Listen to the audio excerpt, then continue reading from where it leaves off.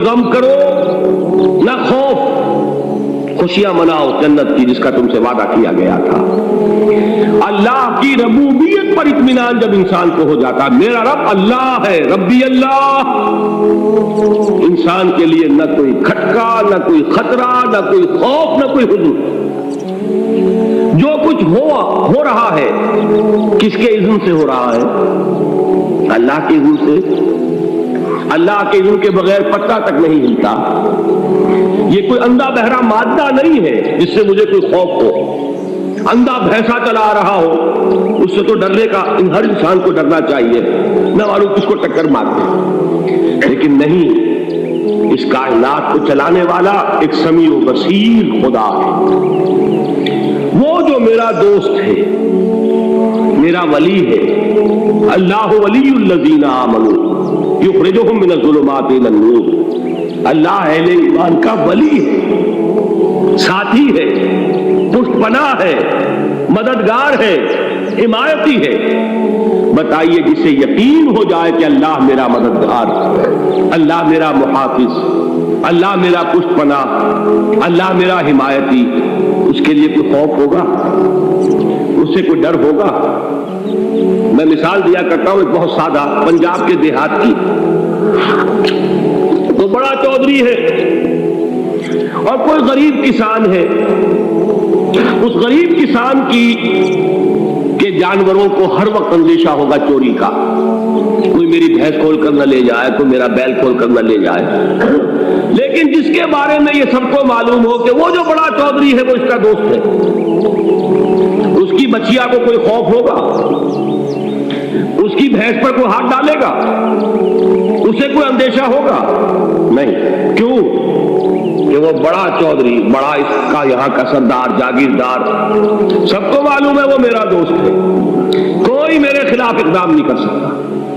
اس دنیا میں یہ چھوٹی سی بات اگر آپ کے دلی اطمینان اور سکون کا باعث بن سکتی ہے تو ذرا تصور کیجئے۔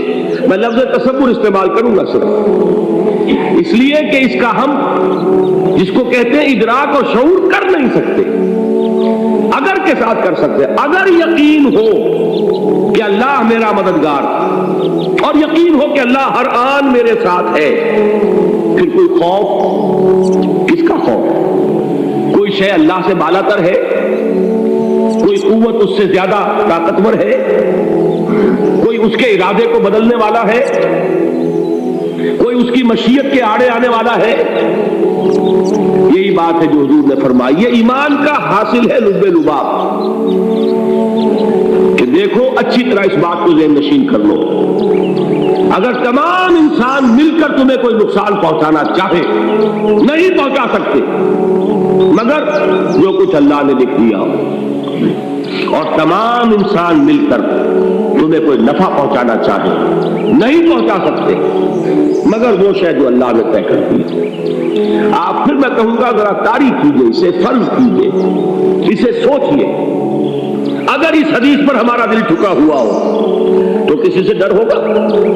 یہ مجھے نقصان نہ پہنچا دے، یہ میری رپورٹ خراب نہ کر دے، یہ میری انکریمنٹ نہ رکوا دے، یہ میرا یہ نہ بگاڑ دے، یہ میرے یہ نقصان نہ پہنچا دے۔ اس کا ڈر، اس کا ڈر، اس کا خوف، اس کی خوشامد، اس کے لیے جا کر طرح طرح سے اپنی عزت نفس کو ذلیل کروانا اس کے سامنے، یہ سب کچھ کیوں کرتا ہے انسان؟ جب سمجھتا ہے کہ اس کے ہاتھ میں میرا کوئی نفع ہے، اس کے ہاتھ میں میرے لیے کوئی ضرر ہے، یہ مجھے کوئی غضب پہنچا سکتا ہے، یہ مجھے کوئی نقصان پہنچا سکتا ہے، یہ میرا کوئی کام بنا سکتا ہے، یہ میری کوئی ضرورت پوری کر سکتا ہے، اسی کا نام شرک ہے۔ جہاں آپ نے یہ سمجھا کہ غیر اللہ کے اندر کوئی طاقت موجود ہے، وہی شرک ہے۔ بتوں سے تجھ کو امید ہے، خدا سے نو امیدی، مجھے بتا تو صحیح اور کافری کیا ہے؟ شرک تو یہ جس پر بھی تمہیں یہ خیال ہے، کلمہ ہے یہ کلمہ سوم، لا حول ولا قوت الا باللہ، ذرا اس پر دل کو کبھی اگر آپ تصور کریں، پھر فرض کریں، دل ٹھک جائے، اس پر کوئی طاقت نہیں۔ یہی بات تھی جو شیخ عبد القادر جیلانی رحمۃ اللہ علیہ نے اپنی وصیت میں اپنے بچے سے کہی۔ 11ویں دینے والے ہیں، لیکن حضرت شیخ عبد القادر جیلانی کی وصیت اور تعلیمات کو کتنے لوگ ہیں تم جانتے ہو؟ یہ جن مقامات تک پہنچے ہیں وہ کس چیز کی بدولت پہنچے؟ انہوں نے جو پیغام دیا وہ کیا تھا؟ اے میرے بچے، جس طریقے سے قرآن مجید میں حضرت لقمان کی نصیحتیں جو ہے نقل کر دی گئی ہیں، میں یہ عرض کروں گا بالفرض اگر قرآن حضرت عبد القادر جیلانی کے بعد نازل ہوا ہوتا تو شیخ عبد القادر کی یہ نصیحتیں بھی قرآن میں درج ہوتی۔ اتنی اونچی نصیحتیں۔ اے میرے بچے، اس حقیقت کو ذہن نشین کر لے، لا فاعل فی الحقیقت ولا مؤثر الا اللہ۔ اس کائنات میں نہ کوئی فاعل حقیقی ہے نہ مؤثر حقیقی ہے سوائے اللہ۔ کسی شے میں کوئی تاثیر نہیں اگر اللہ نہ چاہے۔ آگ جلا نہیں سکتی اگر اللہ نہ چاہے، پانی ڈبو نہیں سکتا اگر اللہ نہ چاہے، زہر ہلاک نہیں کر سکتا اگر اللہ نہ چاہے، کوئی کس فائدہ نہیں پہنچا سکتی اگر اللہ نہ چاہے۔ تو در در پہ کیوں سر جھکاتے ہو؟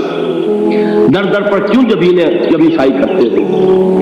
سب کے سامنے کیوں ہاتھ پھیلاتے ہو؟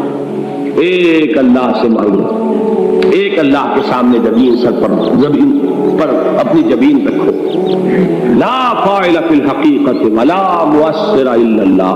نظر آتا ہے ہمیں کہ پانی پیاس بجھا دیتا ہے، پیاس بجھانے کی صلاحیت پانی میں نہیں ہے، اللہ کے اذن سے۔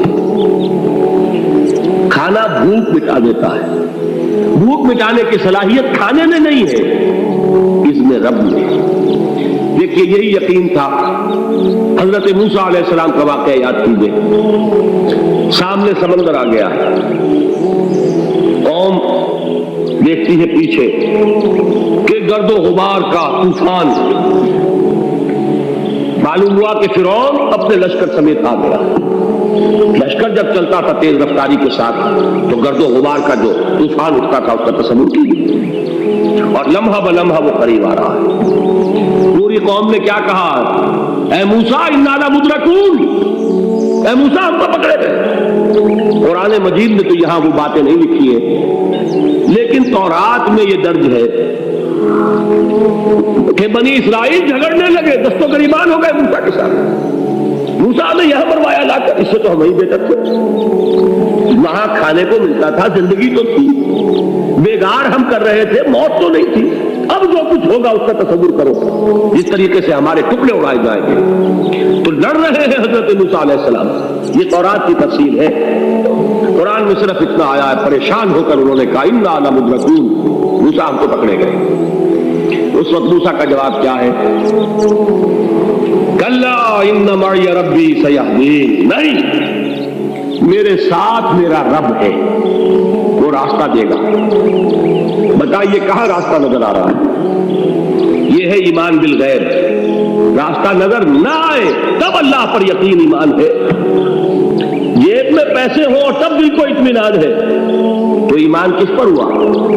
پیسے پر، اللہ پر نہیں۔ جب وسائل و ذرائع نہ ہو اور پھر یقین ہو کہ اللہ مسبب الاسباب ہے، وہ اسباب کا پابند نہیں ہے، وہ اسباب کا محتاج نہیں ہے، اسباب اس کے محتاج ہے۔ اگر یہ یقین ہے تو اللہ پر ایمان ہے، یہ نہیں ہے تو تمہارا ایمان اسباب پر ہے، وسائل پر ہے، ذرائع پر ہے، مادیات پر ہے، اللہ پر نہیں۔ اس وقت کہاں راستہ تھا؟ کوئی راستہ تھا؟ سمندر ہے اور ادھر سے لشکر آ گیا ہے۔ کلا ان معی ربی سیہدین۔ اب دیکھیے ایمان کہہ دینا آسان ہے، ہوا معکم اینما کنتم، جہاں کہیں بھی تم ہوتے ہو اللہ تمہارے ساتھ ہوتا ہے، لیکن اس کا یقین قائم ہو جائے تو زمین و آسمان کا فرق واقع ہو جائے۔ یہی بات ہوئی حضور کے ساتھ۔ غار ہے، چھپے ہوئے ہیں محمد رسول اللہ اور آپ کے وہ یار غار ابو بکر صدیق رضی اللہ تعالی عنہ۔ اقبال نے حضرت ابو بکر کی شان میں چند اشعار کہیں صرف، لیکن واقعہ یہ ہے کہ بھاری بھاری نظموں پر اور قصیدوں پر بھاری، طویل ترین نظمیں اور قصیدے ہوں ان پر بھاری ہمتیں۔ ابو بکر کی ہمت جو ہے، کشت ملت را جو اب جیسے بارش سے کھیتی اپجتی ہے، ابو بکر کی ہمت اور عزیمت اس امت کو اسی طرح سینچنے والی ہے۔ ثانیے اسلام و غار و بدر و قبر، وہ دوسرے تھے اسلام میں، دوسرے پہلے کون تھے؟ انا اول المومنین، حضور کی بات ہے، سب سے پہلا ایمان لانے والا میں، دوسرے ابو بکر۔ ویسے ہمارے ہاں یہ چلتا ہے اختلاف، حضرت علی پہلے ہیں کہ حضرت ابو بکر پہلے ہیں، لیکن اس میں بڑی خوبصورت تطبیق قائم کی ہے علماء نے، اور بہت صحیح ہے۔ چار کے بارے میں فیصلہ ہی مت کرو کہ کون پہلے، ان کی ایک عجیب تقسیم کر دی ہے۔ آزاد مردوں میں، بالغ مردوں میں سب سے پہلے ابو بکر، بچوں میں سب سے پہلے علی، خواتین میں سب سے پہلے خدیجہ، اور غلاموں میں سب سے پہلے زید بن حارثہ۔ بڑی پیاری تقسیم ہے، یہ چاروں ہی پہلے ہیں، ہر ایک کے لیے اولیت ہے۔ اور واقعہ یہ ہے کہ اگر زمانی اعتبار سے تعین ہوگا تو پہلے خدیجۃ الکبریٰ آئیں گی رضی اللہ تعالیٰ عنہ۔ کسی اور سے بات کرنے کی نوبت بعد میں آ سکتی ہے، پہلے تو اہلیہ محترمہ سے بات ہوئی، آتے ہی پہلی وحی ہوئی ہے، ابھی تبلیغ کا حکم نہیں تھا۔ کس کو بتایا واقعہ؟ ابھی اپنی نبوت کی تبلیغ کا تو حکم ہی نہیں آیا، واقعہ کس کا ہے؟ وہ خدیجہ کا ہے۔ جب کہا ہے کہ خشیت علی نفسی، مجھے اپنی جان کا اندیشہ ہے، تو کیا جواب دیا خدیجہ نے رضی اللہ تعالی عنہا؟ وہ صدیقۃ الکبریٰ، صدیقات جو ہے خواتین، ان میں چوٹی پر خدیجۃ الکبریٰ ہے رضی اللہ تعالی عنہا، اور صدیق جو مرد ہے ان میں صدیق اکبر ہے ابو بکر صدیق رضی اللہ تعالی عنہ، لیکن صدیقات میں چوٹی۔ جب حضور نے فرمایا خشیت علی نفسی، کیا فرمایا، کیا عرض کیا، کیسے تسلی دی؟ نہیں نہیں، اللہ آپ کو ضائع نہیں کرے گا، آپ غریبوں کے ہمدرد ہیں، آپ مساکین کے تکالیف رفع کرنے والے ہیں، آپ بیواؤں کی سرپرستی کرتے ہیں، آپ مسافروں کی خدمت کرتے ہیں، اللہ آپ کو ضائع نہیں کرے گا، یہ یقین ہے اس خاتون کے اندر۔ خیر وہ ایک علیحدہ بات ہو جائے گی۔ میرے دل پر حضرت خدیجہ رضی اللہ تعالیٰ عنہ کی شخصیت کا بڑا گہرا نقش، جو وہ کوئی اور ہی وقت اور موقع ہوا تو بیان ہوگا۔ بہرحال اقبال نے ایک مصرے میں جو چار اولیتیں جمع کر دی ہیں، ہمتیں کشت امت را چو ابر، ثانی اسلام و غار و بدر و قبر۔ اسلام میں حضور کے بعد پہلے کون؟ ابو بکر۔ غار میں حضور کے ساتھ کون؟ بکر۔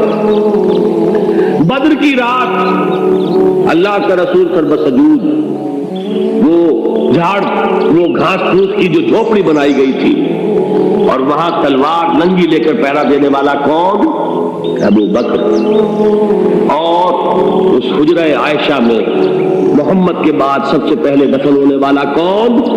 ابو بکر رضی اللہ تعالیٰ عنہ صلی اللہ علیہ وسلم۔ وہ جو معاملہ میں سنا رہا تھا غار ثور کا، حضرت ابو بکر بھی حضور کے خیال سے لرز گئے ہیں۔ آپ کو یاد ہوگا کہ جا کر پہلے تمام جتنے سوراخ تھے انہیں بند کیا، ایک سوراخ رہ گیا تھا جس کو بند کرنے کے لیے کوئی کپڑا نہیں تھا، وہاں اپنی ایڑی رکھی ہے، تب کہا ہے حضور سے تشریف لائیے، اور اپنے زانو پر حضور کو لٹایا ہے، اور وہاں کسی موذی جانور نے کاٹا ہے، حضور کی آنکھ لگ گئی تھی، اس وقت اس بل کے اندر جو بھی بچھو ہے کیا ہے اللہ عالم، اس نے کاٹا ہے، اس کی تکلیف کی وجہ سے ابو بکر کی آنکھوں سے آنسو ٹپک گئے، حضور کے چہرے مبارک پر پڑے ہیں، تو حضور جاگے ہیں، معاملہ کیا ہے؟ ایڑی نہیں ہٹائی وہاں سے، مبادا وہ جانور وہاں سے نکل کر محمد الرسول اللہ کو تو جگن پہنچا دے۔ ابو بکر کی ایڑی ہے، جس طرح چاہے کھا لے، ختم کر دے، جان نکل جائے، تب کو یہاں چاہے محمد پر تو آئے، لیکن جیتے جی